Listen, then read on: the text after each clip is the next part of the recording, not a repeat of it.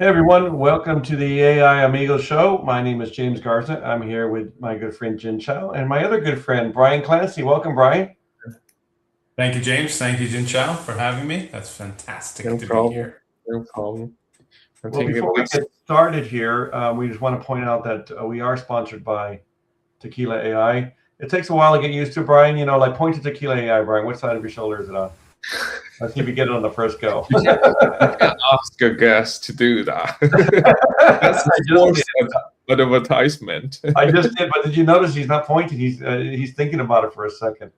Remember, I was telling you about the mirror effect, Bryan. There you go. He's got it. He got it. So we are sponsored by Tequila AI. So anyway, we have a lot of stuff for today. We have a lot of stuff to talk about. So really, some interesting stuff. Maybe Bryan, you want to? Would I introduce you, Bryan, or do you want to introduce yourself? Like you see, I know that you're working on your PhD and you work with cultural anthropology, Queen's University in Belfast, and you got MA in Equality Studies from UCD. I'm reading that there, yes, and a BA in Cultural Anthropology. I was talking to Jin Chow, and it's like anthropology. I'm thinking about like when I hear that word, I think about like people who are digging, for like, that's not an anthropologist. Are you like Indiana Jones? Is that what you do, Bryan? I mean, more or less. I mean, I wish I was Indiana Jones. I mean, first of all, I'd love to look like Harrison Ford. That would be a great goal to achieve. But yeah, I mean, the people who dig in the ground are archaeologists, and that is a branch of anthropology for sure. So I had to do all of that training when I became an anthropologist. You got to kind of learn how to graph out the ground and dig up bones, and you got to do all that stuff. So we used to actually, this is kind of gross and funny. We used to have to rehydrate and rehydrate samples of human feces to find hydrated samples. So it was part and parcel of what you train for as an anthropologist. I've done all that. Okay, that sounds. I mean, I know like they found the bog man. What did they rehydrate him? No, he's completely petrified, kind of like some people are when they come on AI Amigos. They are definitely petrified, you're, stupefied, petrified, you're qualified. learning there as kind of like how you take them out as kind of a start of a movie. Basically, an Indiana Jones movie. That's where it started, right? Yeah. Yeah, Exactly. but you're Exactly. dealing with live people, right, Bryan? You're not dealing with dead people in your cultural anthropology. Yeah. So Yeah.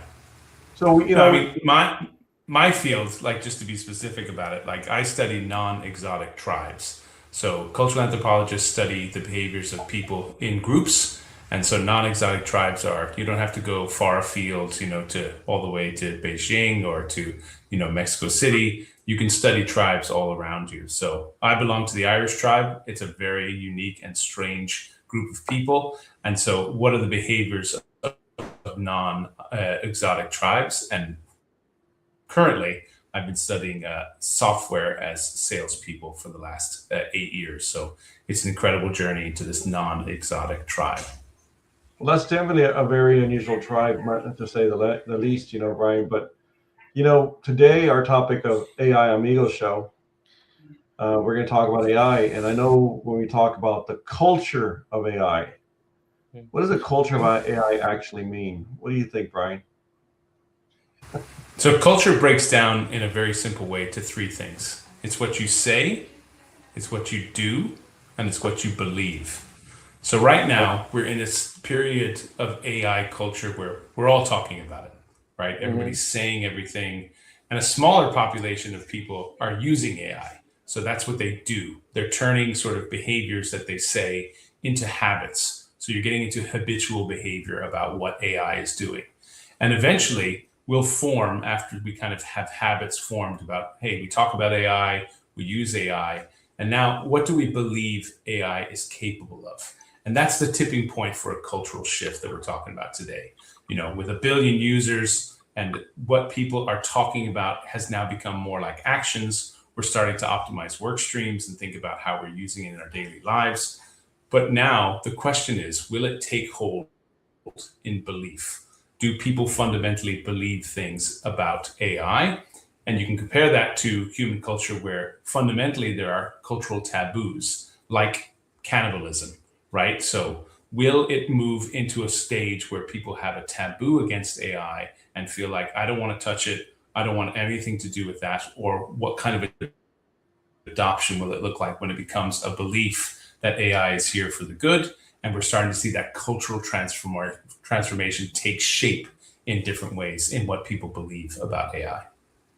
Yeah, that's really interesting, Brian. You says right now it does feel like there's everyone is touching different aspect of AI, kind of like the chaos before the sunlight kind of way, because there's so many different way. Yeah. People says, oh, it doesn't help me, I don't like AI, and some people says, oh yeah, it helped me tremendously. Some people worry about jobs, some people like embrace them, company embrace them. So yeah, it's quite interesting time. Yeah. Well, I mean, there's Yeah, definitely I some agree. fear. Psychology, if you think about it, like, we're adverse to change, even if change for good. And AI does mean change, and it means change maybe in a big way. But I mean, I think a lot of concerns, if you think about it as well, is that people are saying, well, if I use AI, am I then using AI to work myself out of a job? And I think that's a big fear.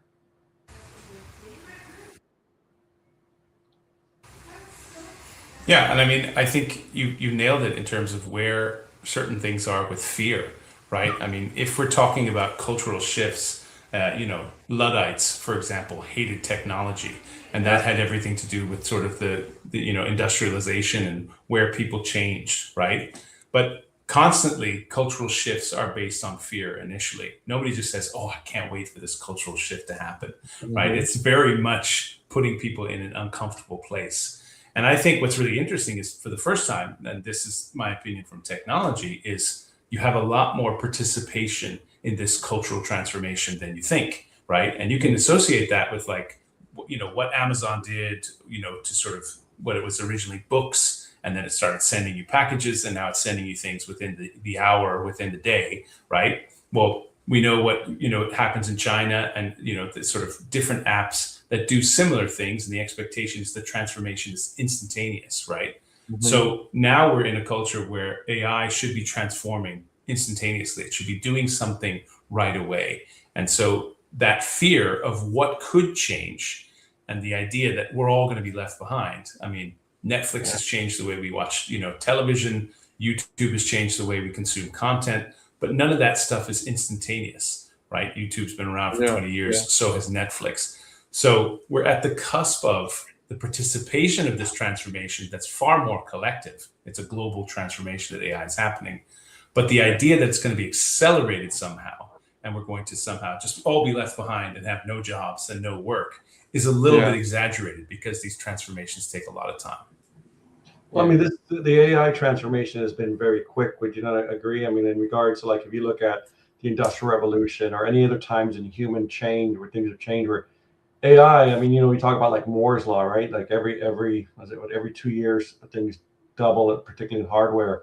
Where now it's like that's out the window. Things are moving very, very quickly. I mean, you look at AI models that have been released in 2026 alone. Like, it's a staggering rate. Well, to Yeah. challenge your Moore's Law idea, Jing Chao, sorry to cut you off, but to challenge that idea, I think it's more like Murphy's Law. Like, what can go wrong will go wrong, right? Because And it does go it just wrong. it's producing a lot of garbage at the moment. I don't see it innovating in the way that, maybe Dennis Hasselman at Deep Minds is sort of thinking, the way they're folding strands of cells and things like that. That's super fascinating stuff. But I think at the moment, the saturation of AI means that it's going to be a lot more slop before we get to what the transformation will really look like. Yeah. Well, I knew there would be a bit of Irish tribe coming out of you there, Brian, with Murphy's Law. But what do you think gets missed when organizations lead with technology? I mean, that's I think there's a lot of concerns, particularly around executives and the board table, that they're going to be left behind, and either they're going to be made obsolete, or the competitors going to outperform them, or get some competitive advantage over them. Mm. What do you think gets missed in all of this, Bryan, from your cultural I mean, I anthropology think view? boardroom transformation is definitely an oxymoron, right? There's not much transformation that happens in the boardroom because they are adhered to stakeholders, they're adhered to stock prices. They have to their transformation has to be very slow because massive transformation, even in organizations like Microsoft or other, big corporations, board transformation doesn't happen quickly. A lot of decisions have to be made when you're, employing 100,000 people. So that oxymoron of transformation is not really true, because I don't think it happens that quickly. Now, where you're seeing transformation in areas of technology is that what's the adaptation that employees have to make within corporate environments that will alleviate some workflows, automation of things, moving from Excel to, sort of automation, or moving from searching through, massive content libraries and then trying to distill down what you're looking for or what those outputs are, right? Mm. And Amazon did this pretty successfully by banning, PowerPoints, and then you'd have to come to a meeting with a brief, or engineering team shouldn't be bigger than 2 large pizzas. And if you can't fit, 12 people around the table with 2 large pizzas, then there's too many people involved in those decision makes. I think that transformation is happening because people are seeing the reality of what you can create in a very short period of time. Now, that doesn't mean we're going to have a rush of brand new products that are going to be fascinating and useful. I like watching those things on LinkedIn where, it's like old school hacks, these life hacks. I saw one today that was fascinating, right? Mechanics, when they put tools in the engine and they like drop a tool and the tool rolls off and they have to go and catch it under the car. So it was a magnetic sheet that you put on the hood of the car, and the tool stuck to the hood of the car while you're working on the engine, right? And I thought, wow, that's a really useful tool, right? So I think we're going to get some really interesting innovations that will be like, whoa, that's a really useful tool. And you'll see the adoption of a lot more things in my world in software. You're seeing the consolidation of companies like Seismic and HighSpot coming together. Consensus just bought Salio today. So optimization will be acquisition first. They'll merge technology and then re-emerge with some innovation that will provide an automation structure that will really optimize what people are doing. And that word is dangerous. I think what's really important for like cultural anthropologists like myself, what's the language being used around AI and what does that mean? One of the things I love the most about what my kids are young and preteens, and they're talking about the lore, right? There's the lore behind Roblox or the lore behind this movie. They're talking about folklore, right? And that folklore is the entire foundation for human transformation, which is the oral tradition of storytelling, right? Yeah. So the more lore there is around AI, what it can do, the lore of this, the lore of that, the more embedded it's going to become into the stories that we tell. And I think that's when transformation is really going to have an impact, that we're going to see, wow, AI transformed healthcare.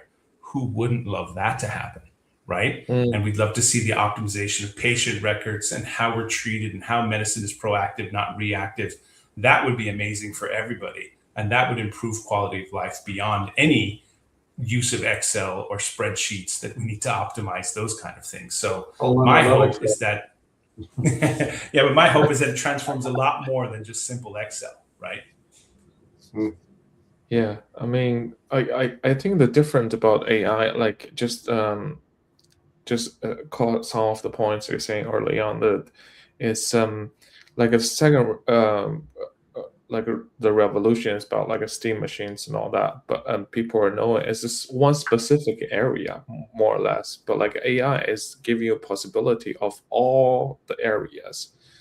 It's not clear, kind of like, oh, I know this can work. Like, and before it's like, we're using machine to can make the production speed lower the price. But now it's like you can use AI in a lot of things, just how you apply to it. I think that's the totally different shift, and in this AI race, or yeah.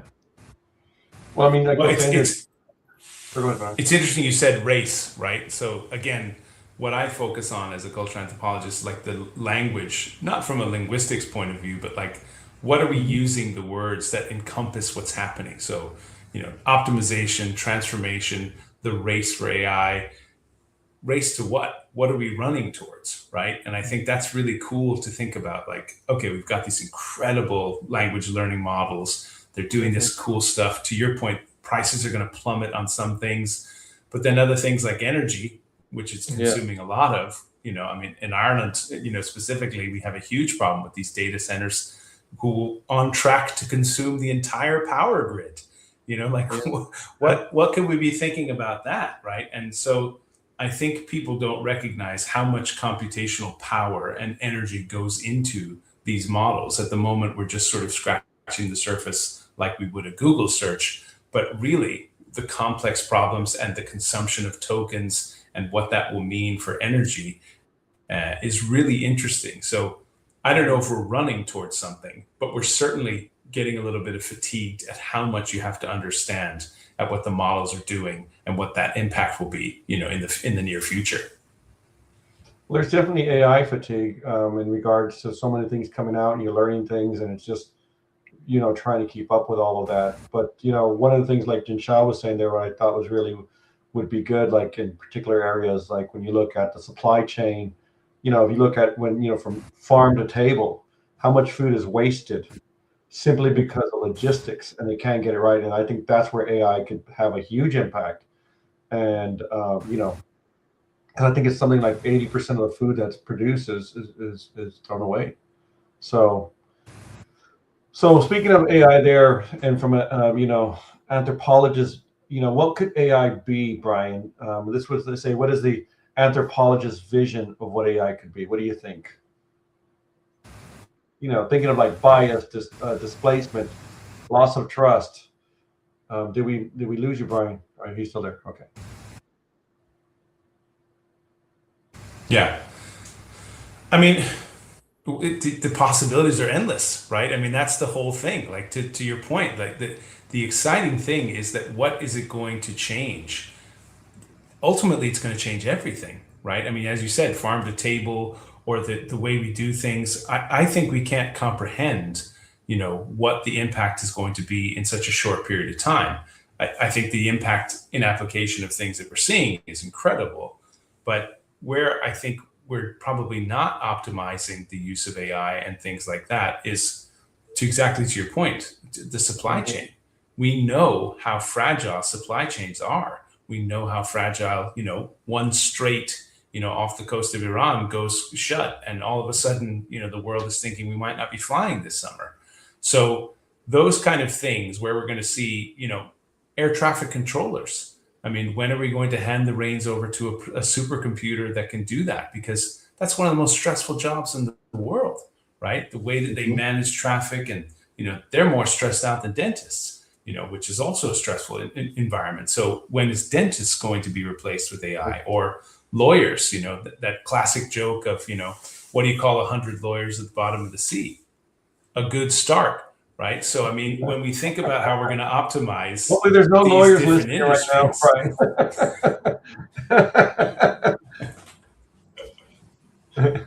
So I think we think about how we're going to optimize a lot of these industries. It's going to change a lot. It's going to change so much in all these areas that we can't even fathom. Supply chain, food, seed to sip, and all kinds of different things that we can't even imagine how fast that optimization will happen when you can identify how fast these models can learn. I think it is interesting now, just for the last, I don't know, since the GPT come out, last probably 3 or 4 years now, we do see different company now is not competing about like all larger parameters, larger context window. They turn it into more kind of applying to a specific area and make the not just a model anymore. It's like a kind of system, right? You can see all the new model come out, all agentic function inside, better reasoning, all that. We do see that very soon probably apply into our life. That's what I'm thinking. Yeah. Yeah, which is interesting because I mean, like, you know, like we're talking about all these things of the human culture of things that are changing, and one of the things is like even this week, Anthropic said, we need to put a pause on AI because it's moving, or you know, they're not sure a culture can handle what's coming, and that's a really. Now, I don't know if that's a point of view of, you know, I don't know where that's coming from, to be honest with you. Like, you know, because you from the cynical side, you can go, well, maybe they're trying to do that because other models are developing much faster. Like, I mean, Jin Chao showed us this week some Minimax stuff, and it's like incredible, right? And you're going like, so maybe they're saying, hold on, guys, we need to pause for a second. Because is it a competitive issue or is it really a cultural issue? You know, that's what's interesting for me. I mean, did you hear about that announcement, Brian? What do you think? I mean, you know, for major corporations like that to say, hey, we need to slow down or pump the brakes on innovation, that to me is a massive alarm bell. Because what it would take for a marketing team, a strategy team, you know, a sales team to come out and say, actually, this is going too fast, or actually, we need to think about where this is headed. On the back end of that decision, there are so many strategic meetings, there's boardrooms that have discussed this, and they're saying, do we or do we not go live with this information? A great counterexample is that with Facebook or Meta, what they released in, you know, the Ray-Bans and what they sort of are doing with facial recognition technology, and then oops, let's pause that technology and sort of, you know, reshift. So you have two great examples of parallel decisions that would have happened in boardrooms and a lot of strategic conversations. One is, hey, just press go and let's let this software fly. And if there's pushback, we'll roll it back. That sounds to be the Meta way.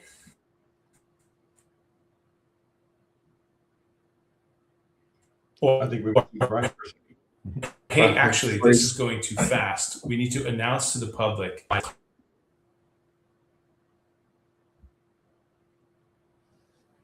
was saying, I think maybe Brian's internet's not too fast. So I think maybe Brian, you've lost you there, brother. Yeah, you're not moving. I've been staring at you for 5 seconds now. Well, I guess we'll give him a second for maybe his internet will catch up. Yeah. I mean, it's a very interesting conversation there, Jin Chao. What do you think? Yeah. I think it's Facebook is quite interesting. He mentioned, I mean, Facebook just start charging people now if you don't want ads or something, right? Yeah. And then something, excuse me, something you mentioned early on about Moore's law, about innovation on AI chips and stuff. About two or 3 weeks ago, Huawei just released they call it TOS scaling law. So what happened? What does that mean is Moore's law is basically talking about hardware. We're making the chip smaller, more capable, but to a level now, to every little step forward, it's enormous amount of stuff we needed to do. Hi, Brian. I'm just talking about the TOS scaling law for Huawei, and they were released 2 or 3 weeks ago. So what Huawei does is basically says, ultimately, like a car example, right? Ultimately, you want a car to drive faster instead of getting a bigger like engine.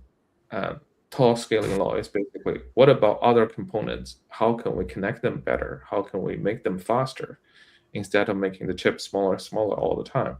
So for the car kind of analogy is basically, can we get better tires? Can we get more aerodynamic? So there's still a big race, everyone just trying different way to get to a better technology at the moment to produce AI.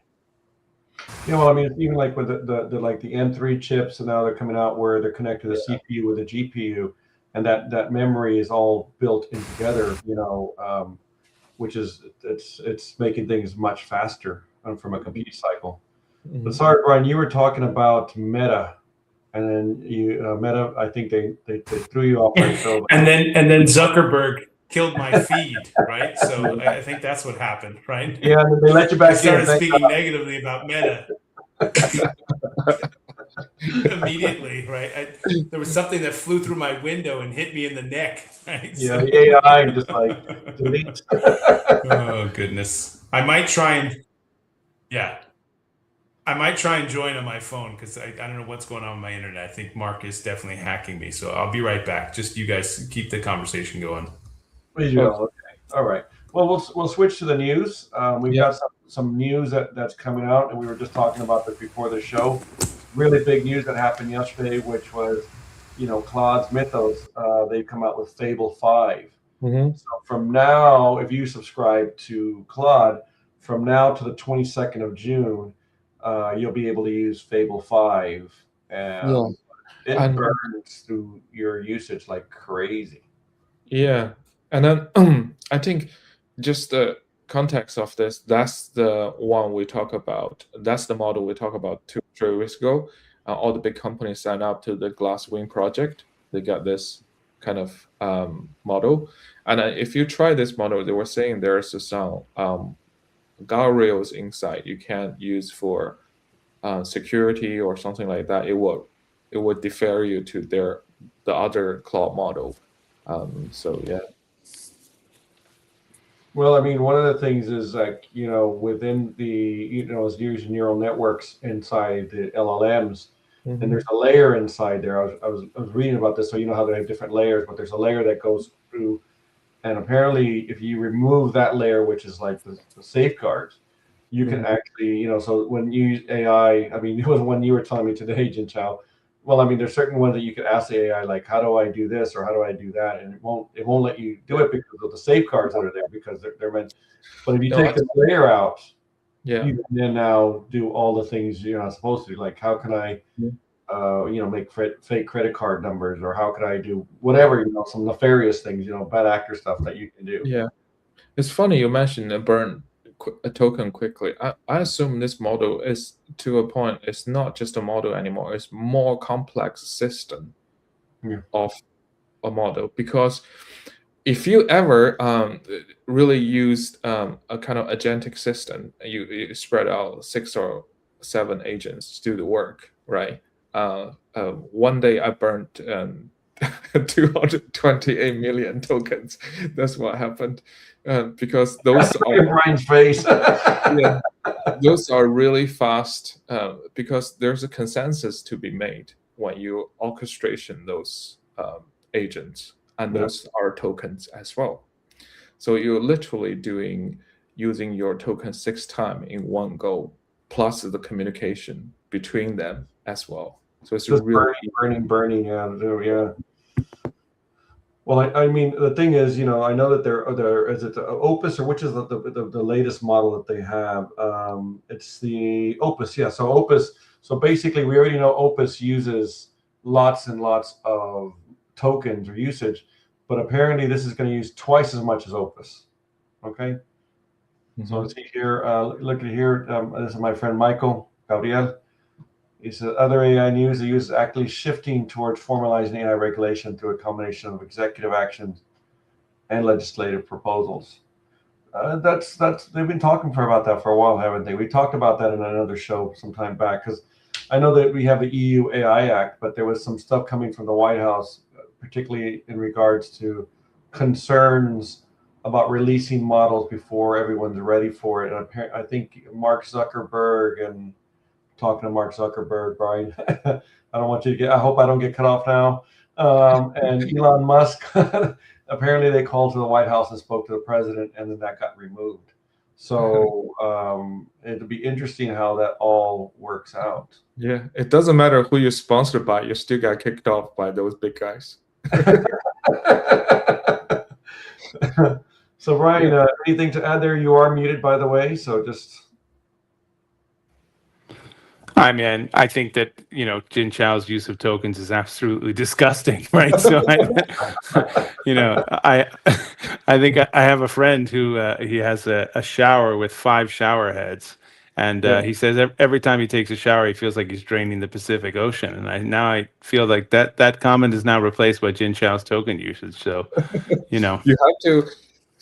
The message I'm going for is basically you have to make the mistake and learn from it, because those are the things I'm free later on. That's what I talked to James as well. Like later on, it's going to be a rich people's game, and they are the people who be able to burn that amount of tokens to figure out the issues. Luckily, I was in a token package, so it wasn't just purely pay as you go. Otherwise, I won't be here. I'd be on the street, holding a bow, ask for changes. And equally, AI token usage, or like if you look at like other models that use a lot less tokens, or they're finding better ways to do this. So that number sounds like a lot, but when you actually look at it, and I'm not saying that it's not a lot, but it's not as bad as it was, let's say, 2 years ago. Do you know what I mean? Mm-hmm. We do have a question. Sorry, go ahead, Brian. It reminds me a lot of when Roblox came out and they started sort of initiating this kind of Roblox, or what is it, Robux, right? So you could spend real money within the Roblox environment. And there was a couple of celebrities who were telling funny stories of, Jack Black was one of them, that he linked his Apple account to his Roblox account, and then gave his son the phone, and then his son has spent like $3,000 on Roblox in like an hour or something like that. So he was on a talk. What? But it was for his son. He didn't know what that is. It's just a fake money, right? And yeah, exactly. I mean, you just like, oh yeah, I want this gym, and I have another friend who has, unlimited access to certain games, currency within the games, and gives a certain amount of currency to, one of his family members, and they burn through it. Like, they want this upgrade, that upgrade. They buy these gems, they buy this, sword. And so I think we're at that stage with tokens. It's like people don't fully understand what you could burn through, and they don't get the concept that it's connected to something like, an enterprise spend or something like that. So there's a lot of, wiggle room culturally to think about what our knowledge is of what we're consuming, and who is this costing money to? Because if you work in a large corporation, even bigger than the ones that I've worked in, your concept of burning through tokens is kind of like, well, I'm doing some great research, and then, this is like R&D, right? So how much do we spend on research and development? Well, a lot. But if it's an individual kind of, making a cat dance and putting his family's faces on the 6 cats, well, that's not really good use of company tokens, right? No. Yeah, or stalking a loop. Most likely is stalking some problem it couldn't figure out. But you give him a goal, you have to finish this. It's just constantly in there.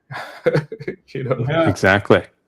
Well, I mean, yeah, it is when you look at. We've already seen 2 major companies, Uber and Microsoft, that basically ate through their entire AI budget in the first 4 to 6 months of the year. Their annual budget gone, so they had to remove Claude, because it was actually Claude. Anthropic was the one. So we were talking about that in another show. But someone's asking. We've got a couple of questions here from the audience.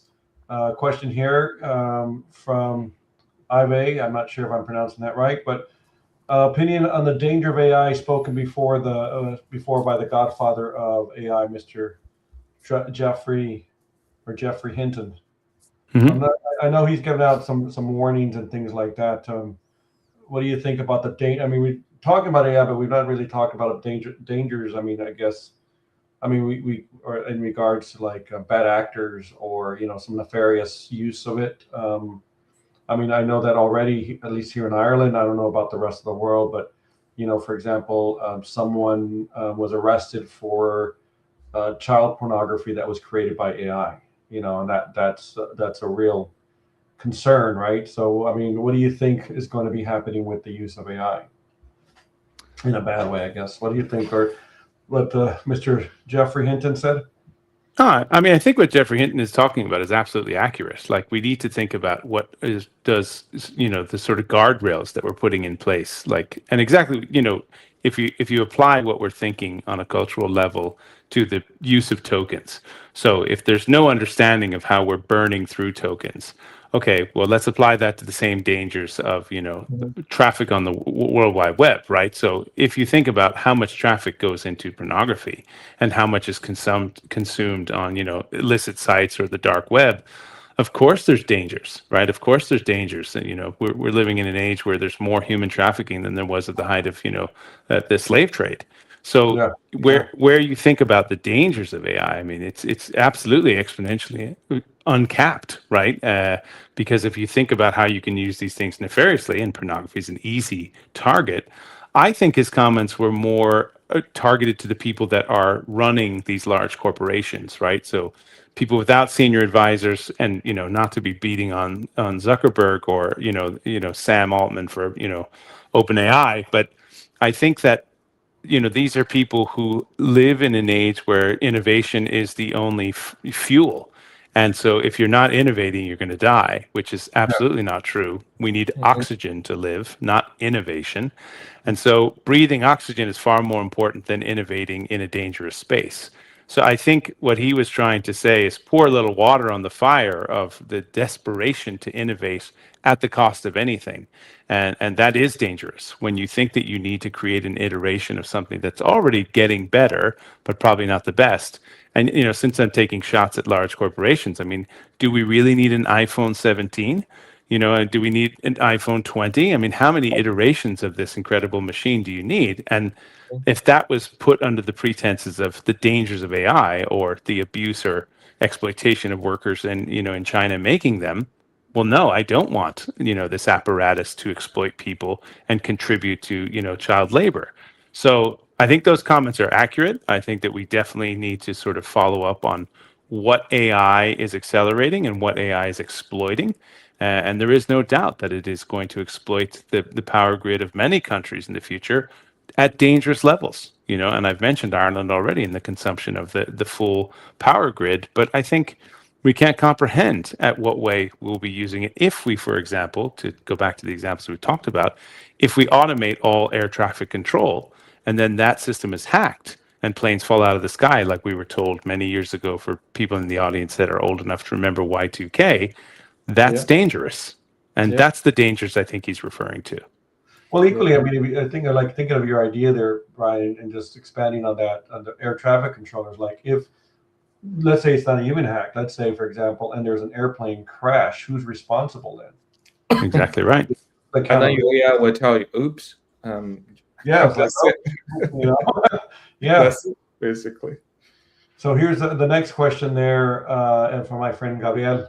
AI question, don't hear enough people asking if AI ultimately displaces millions of workers globally, who places the economic activity those workers generate? So we've talked about this before, Jin Chao, in regards to like, so yeah, if you displace people without work, who's going to buy AI? We still have, our economy is based on consumerism, right? We have to buy things. And so in order to buy things, we have to work.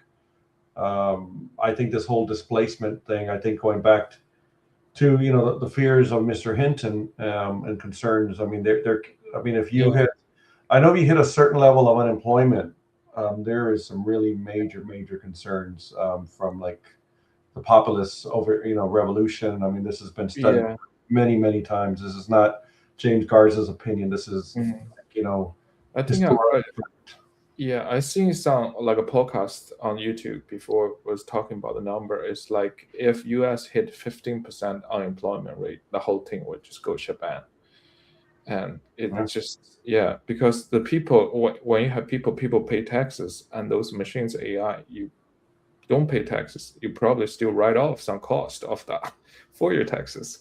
So and a lot of people in the U.S. live from paycheck to paycheck. So, they lose their job and they start losing houses and start losing all kinds of stuff. And then, so that's a problem as well.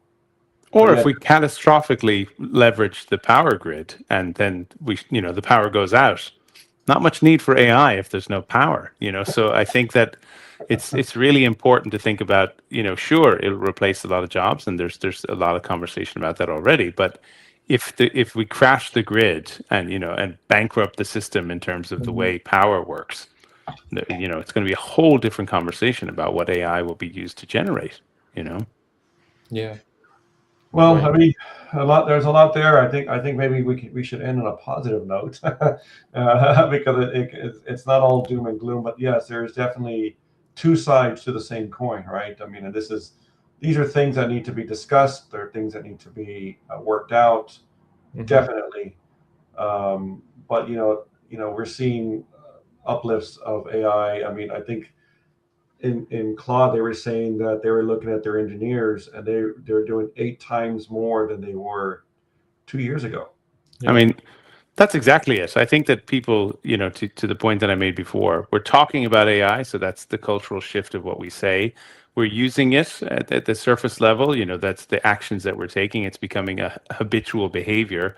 But what do we really believe? And I think that's the opportunity for the cultural transformation that we've been talking about. And I'm hopeful that those things will lead to cultural transformation. I mean, that we will really see the cures to different diseases. We will really see the solutions that healthcare has never been able to provide. We will see the optimizations of things that are, broken. And so that kind of thing, fobbing in and out or scanning in and out and, optimizing the way we use technology is going to be extremely beneficial for the time suck, that people have experienced for many, many years. And so I think those kind of things, I always remember that, in a university when you used to type in the ISBN number and your, librarian would have to go get your book. The optimization of those kind of things is phenomenal. You can order a book and the thing can be outside your house in an hour. So I think the transformation is in belief, what we believe AI is capable of. And I think the fear mongering that happens, I have to believe that AI is capable of good. And I don't mean that as a agentic sort of AI, sentient thing.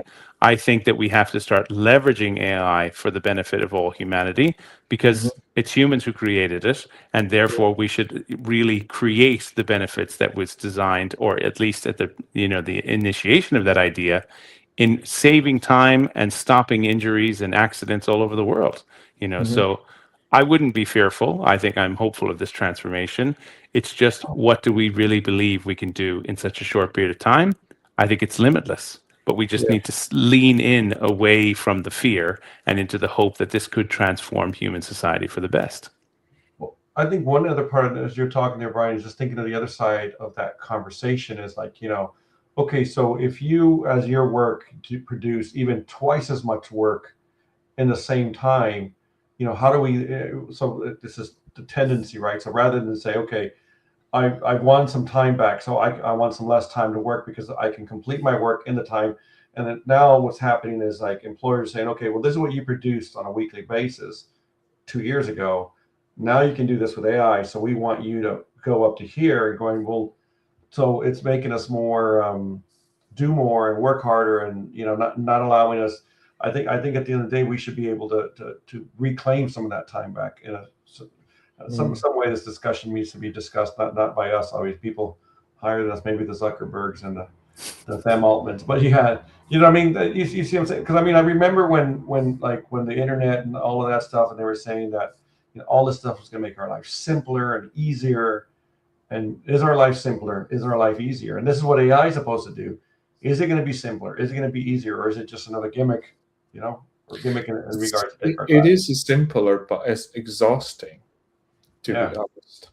Yeah. And just to extend on that is you're constantly teaching the AI, basically teaching it what you want it to do. And the language itself is probably the least efficient way to communicate. It had misunderstanding, all that. So you're really just teaching a 5 or 6-year-old 8 hours a day what to do. So it is exhausting. Other than you do it yourself, it takes longer, yes, but you don't have that level of thinking or correction in there. So the cognitive, I wouldn't say not load, but I guess it would be a cognitive load on a daily basis that just exhausts you. Yeah. So that was a very happy note to end on. Well, you can end on my token usage. That's, I think, which is absolutely out of control, and I think you should be reeled in. Yeah. So we'll talk to the sponsor, which is Tequila AI, and say, don't let Jin Chao loose on any of the token systems, please. Well, I mean, you talked about Apple earlier, but the WWDC, which is Apple, is running there this week. So they're trying to talk about how they're bringing out stuff, because a lot of people say, is Apple even in the conversation when it comes to AI? Now, I will say that they are in the conversation with their hardware. Their hardware is, we've talked about Mac Minis, and they're coming up to the M5 chips. All of that is impressive, right? But ChatGPT hit 1 billion users, monthly users. Incredible.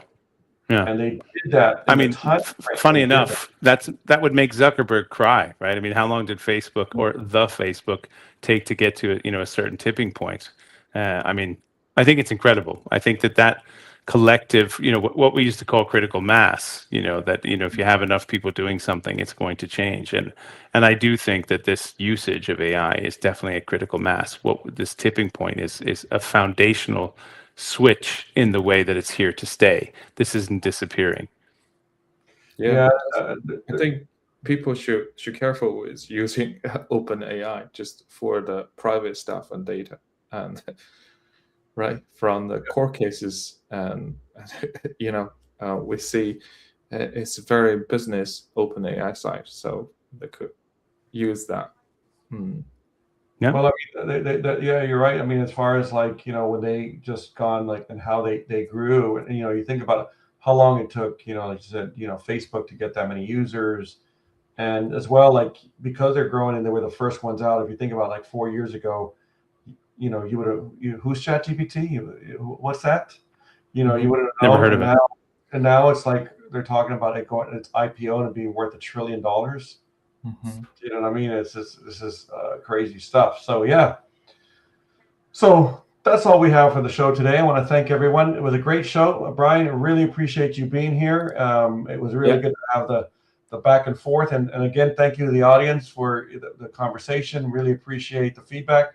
Please subscribe to our channel. You can just follow subscribe to our AI Amigo show. I'm pointing to the wrong side. I'm pointing to and don't forget that we're sponsored by Tequila AI. Yeah, if you have some token problem, find them.